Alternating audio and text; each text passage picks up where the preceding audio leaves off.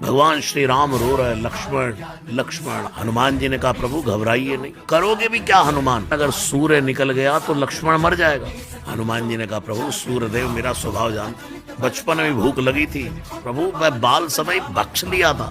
हनुमान जी कहते जब तक बूटी लेकर नहीं आऊंगा सूरज को उगने नहीं दूंगा। दूसरा, आप कहते हैं अगर अमृत चाहिए, अमृत चंद्रमा में है तो चंद्रमा को कपड़े की तरह निचोड़ करके आन सुधा सिर लाओ, वहां से ले आऊंगा। तीसरी बात तो हनुमान जी ने ऐसी कह दी कि पूरा समाज हक्का बक्का रहे। राम जी रोते रोते कह रहे हनुमान मौत आगे बढ़ रही है, और हनुमान जी ऐसे कि प्रभु आप कहते हैं मौत लक्ष्मण को खा जाएगी, मैं आपकी कसम खा के कहता हूँ आज मौत को ही मार दूंगा, दुनिया में कभी कोई मरेगा ही। पार्वती माता ने कहा क्या कह रहे हैं हनुमान जी, हनुमान जी मौत को मार देंगे, काल को मार देंगे।